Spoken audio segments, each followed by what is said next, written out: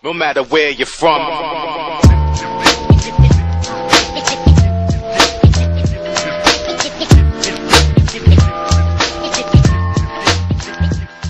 Hello people, this is Mr. Sore Thumb today, and something that has been bugging me for a while.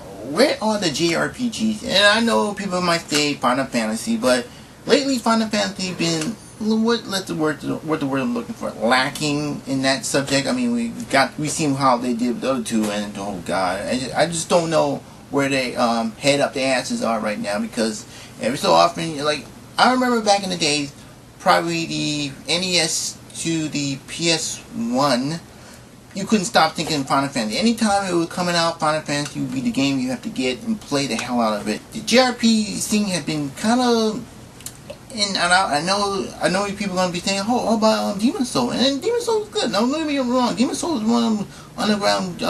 It came from Japan, for God's sake, and it blew out. I was like, wow, I didn't even hear about this game. But there are more JRPGs out there.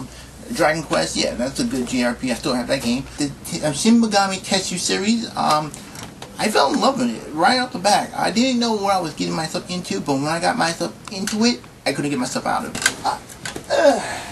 Yes, you see, I have a little bit of a collection right here. So I'm gonna start with the collection that. I'm gonna put this here before it falls. Put this. Look at this. I'm dropping on it right now.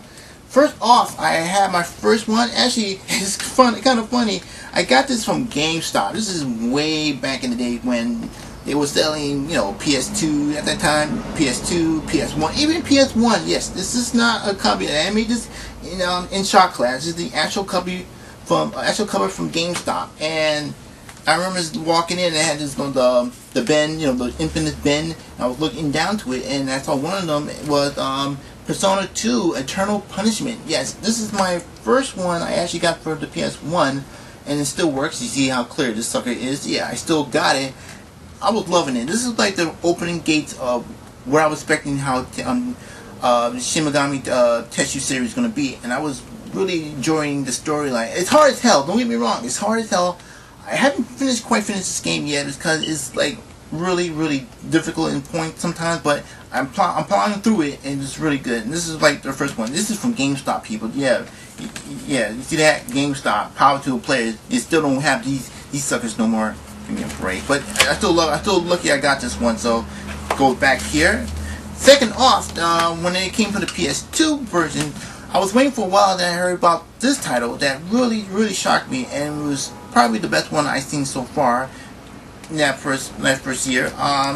Tenchu Tetsu Nocturnal. This game is really good because of a couple of reasons. The storyline, if you play the game, it's really awesome.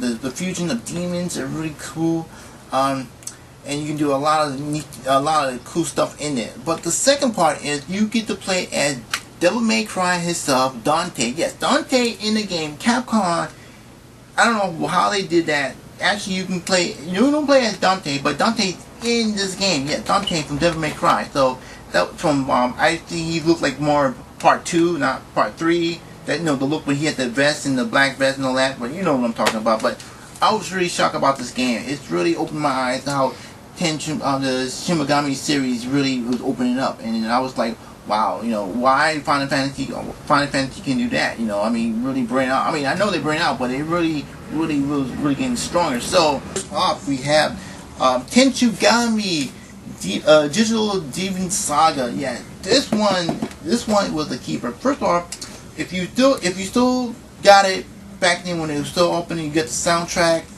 But the soundtrack is really good. The soundtrack, I was loving it. When I first heard about this game, I was listening to most of the soundtrack because it got that little J-pop kind of thing, and I'm into a little bit of J-pop. If it's not like Candy Eye and Dancing Girl Twin kind of thing, I can't handle that stuff. But J-pop in this one is really good. The gameplay itself is actually great.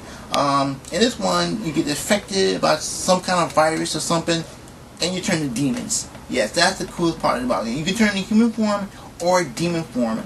And everyone got their own tray of combat, but it's really good. The story's really deep into there. So I was loving it in both ways. But I was thinking, okay, I know they're gonna make a part 2, so what happened? Yes, they made a part 2 of it. I haven't touched this game in a while because I haven't finished that one, because it's a really good one. Because if you finish that one, at least run off from part 1 to part 2 right immediately, right off the back.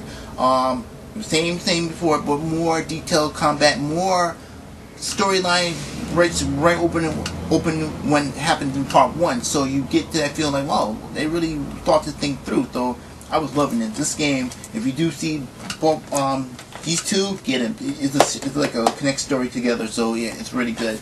So after a while, I didn't hear much about Tenshigami. I heard about the Japan ports and all that, but when this one came out, I was really think that Shin Megami is really catching that fever, like that underground JRPG fever that people hear about but never see it. And this one really brought that home. Shin Megami Tenshu Persona 3. I have to say it was kind of weird. How weird is this game is? Well, a while back they made a big little thing about it. You know, the characters in the game use these special pistols. Now, to operate the pistol, to bring your persona out, they had to put it in your gun in your head and boom. Yeah, a lot of people was bragging about team suicide and blah blah. This, you know how they, violence in games and all that. But I don't mind. The storyline is really good. Actually, I wish I had brought I actually have the PS version. If you know what I'm talking about, I have the PS2 version that came on the PSP one. I have that one. I wish I had brought that one, but I got that one, so I wish I brought that one. But I do have that second copy for the PS version, and they actually converted for this one to the handheld console. And the handheld is good. It's better, and it's better. It's like, if I had to compare this and this, these two are equal in both ways. Good. Well, I wish I had brought the game box to show it, but I wish that. But I do have that one and the PS version. So let's move on. Then I heard that actually I heard about they actually making another one. So I was kind of wondering what I was going to do next. So I'm waiting for a while. Then I remember they made a Tetsuya Shin Megami Part 4. Now Part 4 was more thing that I never seen they did in Part 1. Now Part 4, it was good. Don't get me wrong. Part 4 was great. It had its moments, and I loved the replay value. And I know they did actually. If you think about it, they did an extra version on that. You can get that on the PS Network, the PS4 version, the extended version, that one. But this one, it brought it home. It was funny as hell. I love playing the game. I love playing it like non-stop. So yeah, I got halfway to the game and I stopped for a while because I was playing. I'm always jumping to one game to another. So I'm actually gonna get back playing this Part 4. Good storyline, good characters. A same amount of damage you can do this game. If you do not get this, get it. Get it soon. Get it quick. Bar from the front. I don't care. This is one of them. The second one I'm gonna talk about. Let's see. I got the handheld versions. Both of them right here. First, I got Tenshigami Tenshu Strange Journey. I have to say, this for a DS title. It's funny as hell. This is one of them dungeon crawling games that I saw, and this is a funny story with this one. This one from GameStop too. This is about 3 years ago. I got this one. They had like the sale. You know how they have them on them sales, they have them in the bins in the games, and you look through them bins. You look for something. Now I got it. And I saw this for almost 3 days. This was like the only 3 games. Or it was like a couple of games. This one was right in the bin. So I actually got this for a good price for $14. You can see it right now. If you saw the title right now, this was $34. But I got this for $14. So I say, hey, I gotta grab it. So do I love it? Yes. It's one of the best dungeon crawling for the DS I ever seen in my life. It's grinding. It sometimes gets hard sometimes, but if you plow through it, you get that reward.